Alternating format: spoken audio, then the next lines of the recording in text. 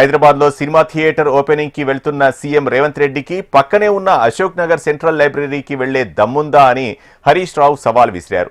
2 లక్షల ఉద్యోగాలని చెప్పి ఇప్పుడు ఎందుకు మొహం చూపడం లేదని నిలదీశారు. అశోక్ నగర్ లైబ్రరీకి వెళ్లకుండా తోక ముడుచుకొని పారిపోతే నిరుద్యోగులను మోసం చేసినట్లేనని మండిపడ్డారు. జాబ్ క్యాలెండర్ను జాబ్లెస్ క్యాలెండర్ చేశారని, ప్రభుత్వ ఉద్యోగాల నోటిఫికేషన్లు ఇవ్వలేదన్నారు హరీష్ రావు. ఇవాళ రేవంత్ రెడ్డి గారు ఒక సినిమా థియేటర్ ఓపెనింగ్ పోతున్నాడు. పోనీ మంచిదే, సినిమా టాకీస్ ఎవరు అశోక్ నగర్లో పిలిచిండ్రట, రిబ్బన్ కత్తిరించినందుకు అశోక్ నగర్కి పోతున్నాడు cinema talkies inauguration. Revanth Reddy మరి పోతున్నావు అశోక్ నగర్, కానీ మరి ఎలక్షన్ల ముందు అదే అశోక్ నగర్లో సెంట్రల్ లైబ్రరీకి పోయినావు, యాదుకుందా?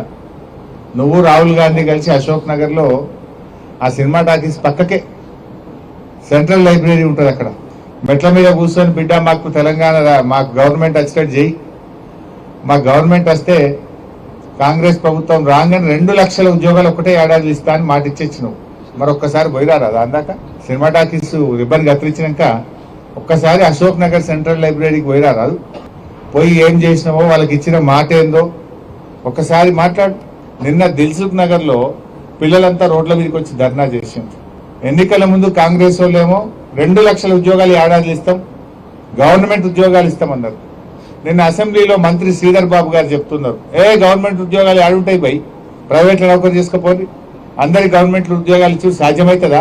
ఇది కాదు అని చేతులు ఎత్తేసాడు.